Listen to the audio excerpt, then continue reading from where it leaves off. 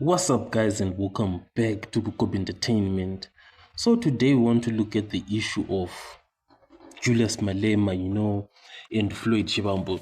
And if there is one man out there who loves Floyd Shivambu like crazy, that person is Julius Malema.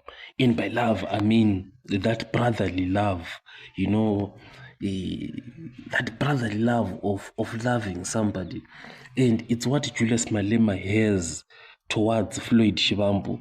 If you look at when Floyd Shivambu announced his resignation, that he's not going to renew his membership, Floyd Shivambu drove all the way from his home to Gauteng to meet Floyd Shivambu and ask him, like, what really is wrong here? What wrong thing have I done for you? This is in massive contrast, to Jacob Zuma. Jacob Zuma does not care about Floyd Shivambu at all, and he's even said it himself, that we are not going to beg Floyd. We don't care about Floyd. We don't even care about him. But despite Malema loving Floyd, Zuma, let's say, hating Floyd, Floyd Shivambu himself still picks Jacob Zuma over Malema.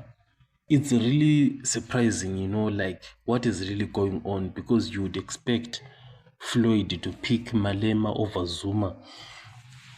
But anyway, these issues of love, they've been well documented. It's, what can I say, very, very complicated, It's not something that you can define. So still on this issue of love, let's look at some posts that Julius Malema was posting on his social media account. Julius Malema was talking and posting posts literally about the EFF leadership, and even responding to some messages, about Floyd Shivambu's ability to return back to the EFF. And according to EFF member, she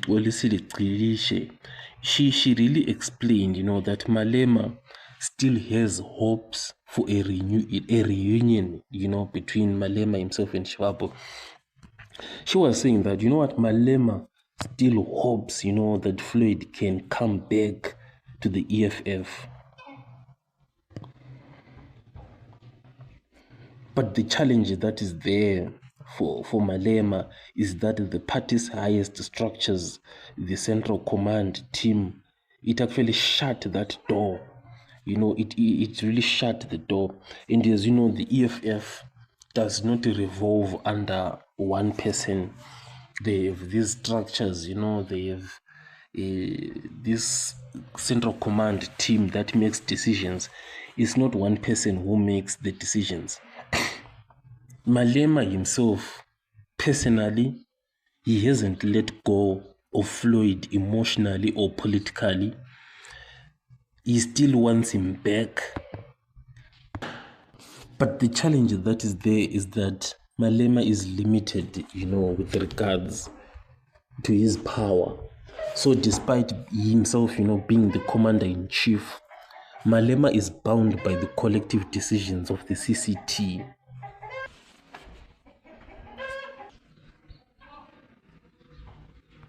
So this is where we see, a moment of vulnerability and institutional pushback within the party, that is often perceived to revolve under Julius Malema.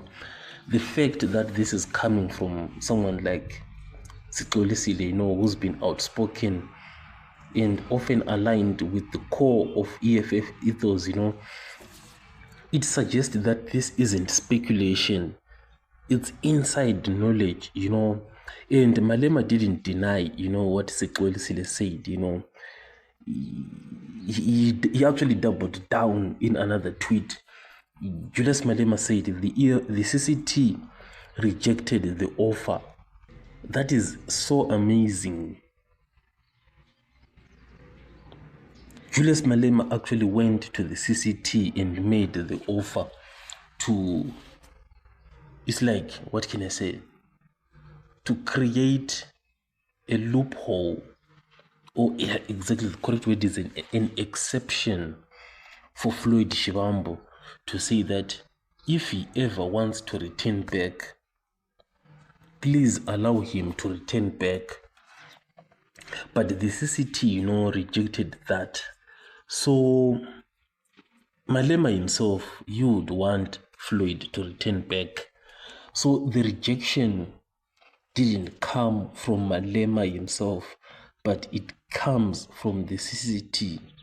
So there is also another thing that got really interesting for me, and it was a tweet by Julius Malema where he posted this post of the EFF leadership. It was the EFF leadership, the current leadership, that is Godrich Gadi, as the deputy president. And on the surface, obviously, it looked like typical unity display, or maybe a standard political image. But to those who pay attention, to me, it felt like a cold farewell. And by farewell, it's like a subtle intentional message. That post, it served multiple purposes. Obviously, a public endorsement of the new leadership lineup, a signal to party members, that the chapter with Floyd is closed,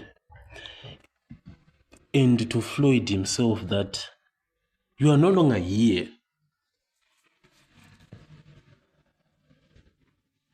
So the absence spoke louder, than words.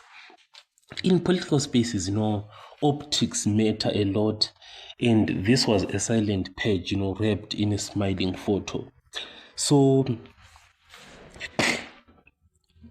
let's look at it, from a deeper perspective, away from Floyd Shivambu. Is Julius Malema still in control of the EFF? Because Malema and Floyd, were the co-architects of the EFF's rise. They were the brains and the voice of the Red Berets, But now decisions are being made, even against Malema's wishes. And the fact that he couldn't overrule the CCT, it shows that internal democracy is working, or that there's growing resistance to his authority. So is this a moment of strength for the party structures, or a warning sign that Malema is isolated more than ever? I look at this from a sign of strength for the party structures. I don't think that Malema is isolated, but obviously psychologically Malema is isolated, but politically he isn't. He has all those guys, Vuyani Pambo, Snautambo, Sihlelons, all those guys, Dunga, to stand by him, But this is what is happening out there. The EFF CCT has spoken. They want nothing to do with Floyd Shivambu. Floyd is out. Even Julius Malema himself, he couldn't stop it. There is absolutely nothing that Malema could do it. So this is my review, and I'll catch you guys on the next one.